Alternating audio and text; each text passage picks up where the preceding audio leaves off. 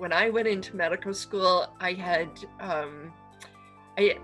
I just had no idea which direction I was heading, and what I would tell you is that's okay.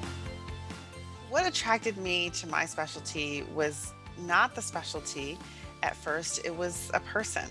I was very fortunate to have an opportunity to shadow a Black female physician. And when she gave me that opportunity to shadow her, I didn't care what specialty it was. But fortunately, when I went to the emergency department that first night, medicine came alive to me. You really need to understand every specialty, every type of medicine has interesting cases, unusual cases, things that people love to talk about, success stories, etc. But you want to pick something where what they do every day, the bread and butter piece of their practice, is something that excites you. For me, the real pleasure was in building those long-term relationships and really understanding what the health environment was like for my patients. Internal medicine gave me the most flexibility in terms of what I did later. And part of that flexibility for me was knowing that I could do research, that I could teach, that I could do a little bit of public policy, that I could do a little bit of management. So it really was a nice kind of jack of all trades specialty, which really appealed to my personality and happened to fit with the requirements of my scholarship at the time. As a student, if you are deciding what specialty to go into, I would start by asking yourself a few questions. One, I would ask yourself, what excites you? Is it the age of a patient? Is it the types of things that you're going to do? Are you someone who really likes to do procedures or really likes to think about the differential or how many diseases this could be?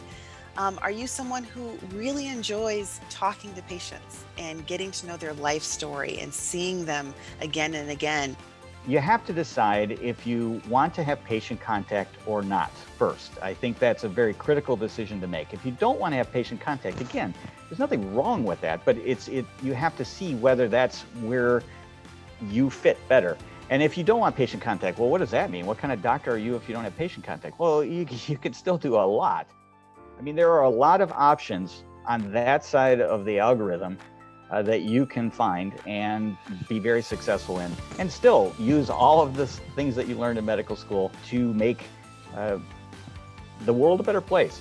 If what you're doing in your clerkship or what you're doing in medical school, if this interests you, if you find that you could envision yourself being practicing, if you come home and feel like you've had a very enjoyable day, listen to that. I think that there's people who tell themselves that they want to be a neurologist or an orthopedic surgeon or whatever, but in some ways that's sort of just what they thought, or what someone told them that they would be good at. And what I would say is follow your heart. My name is Keith Horvath, and I'm a cardiothoracic surgeon. My name is Malika Fair. My specialty is emergency medicine. So I'm a nephrologist, so I'm boarded in internal medicine, and then my subspecialty is nephrology.